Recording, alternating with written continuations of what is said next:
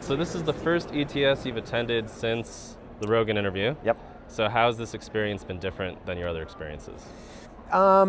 It's definitely getting, the anonymity has disappeared. Uh-huh. So, which is great. Everybody's very friendly, but it's definitely a different experience than kind of being able to slip into the crowd and be another face. Sure.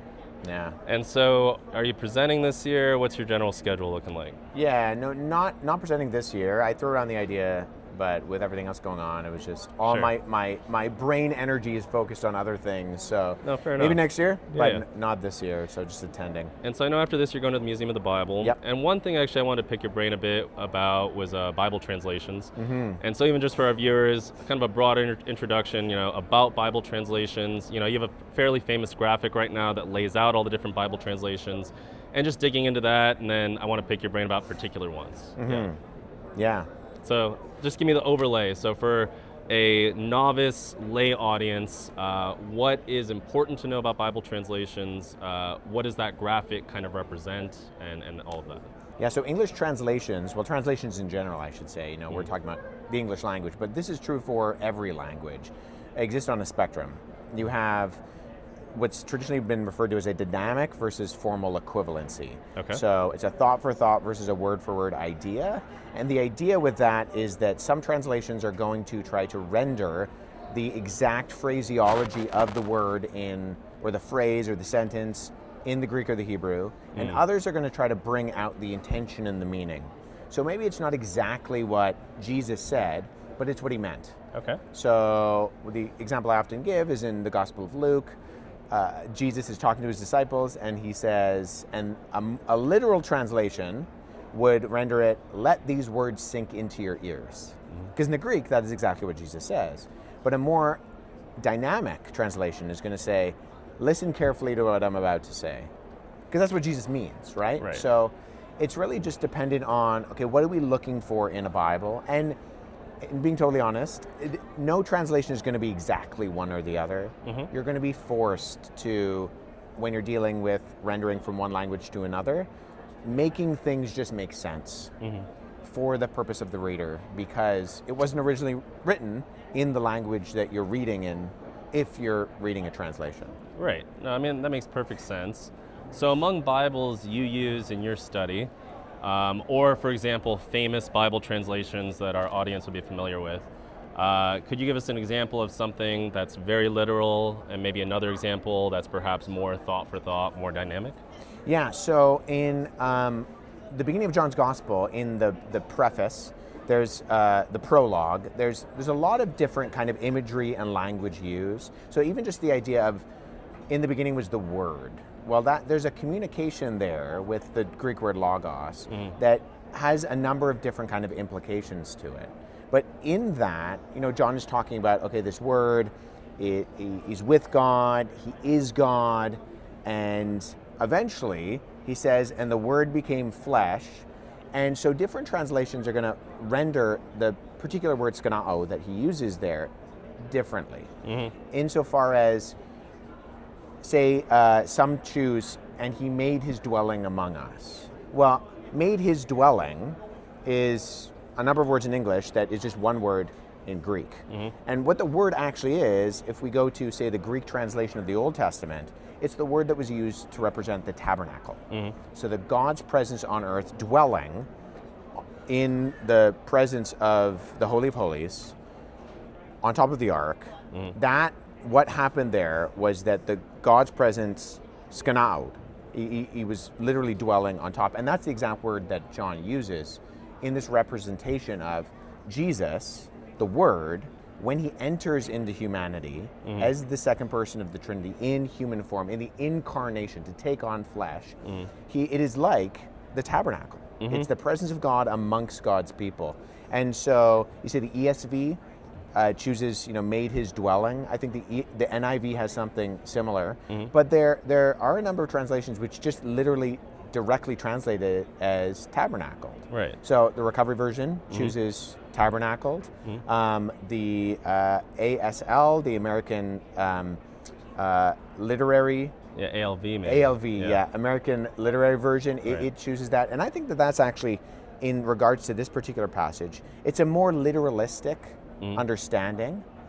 Made his dwelling communicates something as well, and isn't incorrect. Yeah. But you can see, especially with the parallel with the Old Testament, Jesus is the tabernacle. Right. He's the presence of God in physical form that exists in the actual amidst his people.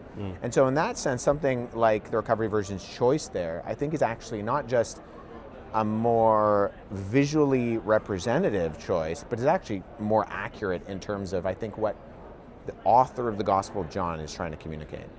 So that's really interesting, because you did throw out a few other names that people probably are much more familiar with in terms of Bible translations. So you have the NIV, which is probably the most widely read Bible translation today, maybe save the King James Version. You also brought up the ESV. And then the ALV, even though it may not be well known to our audience, we should be well aware that it is the kind of a revision of the ASV 1901, which is a very famous Bible translation. Yeah. But the Recovery Version isn't so well known. There is a group, Bibles for America, that's been giving out free Recovery Versions. Over 1 million have been given out in North America over the past 10 years. But I guess in your interaction with the Recovery Version, or even that graphic that I was talking about, and maybe for our editors out there, we'll put the graphic up so everyone can see it. Where do you think it kind of falls on the spectrum of mainstream Bible translations? Yeah, so it is more literalistic most of the time. And so if we're talking about where it might situate itself in terms of, say, the spectrum of the dynamic versus formal, it's more of a formal translation, maybe sandwiched somewhere in the midst of like a New American Standard Bible and an English Standard Version, in that kind of group on the closer to the left, in terms of the directionality of the graphic, with the word for word.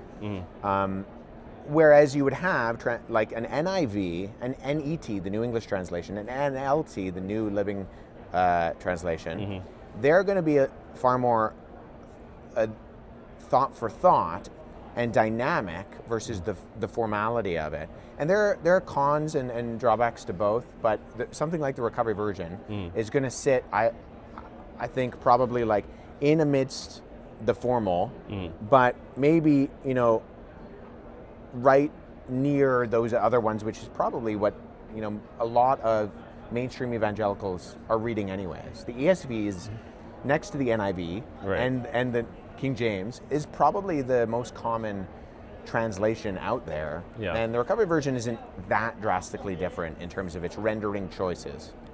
Very interesting. And so I just want to maybe underscore that point, but again, just as a question, so from your estimation on the translation side, on the study apparatus side, the fact that this translation has been produced, it falls well within a spectrum of mainline translations. Is that kind of where you're going with that, or? Yeah, from a face value linguistic perspective, the choices of the translation committee of the Recovery Version is well within the mainstream of what we would see in the broader spectrum of evangelical mainstream Bible translations. Okay. Well, thank you for that. That's very helpful. And just for our listeners out there, the Recovery Version continues to be under persecution in various regions around the world. And so we hope that with continued scholarly contributions and investigations into the Recovery Version, these misrepresentations can be dealt with. And we want to thank Wes. I hope you have a wonderful rest of your time at ETS. I want to thank you again with this little incursion into fighting against persecution of Christians overseas. And we wish you the best and pray for the best. I heard you have an upcoming documentary with the Museum of the Bible, is that correct? Yeah, so I've been collaborating with the Museum of the Bible on they recently are exhibiting the Dead Sea Scrolls. So before they go back into storage they literally call it letting the artifacts rest. They're going to be featured at the Museum of the Bible in Washington, D.C. So I've had the privilege and pleasure to be able to collaborate with them on some of the promotional material there. And then at Apologetics Canada, where I work, we've also been working on some content in our Can I Trust the Bible series, and the content that goes in there and understanding the what, the why, and the where of the Bible. And then do you have any last minute plugs you want to give anyone? That's up to you. If That's not- great. That sounds good. All right. Well, thank you for your time, man. Pleasure. Yep.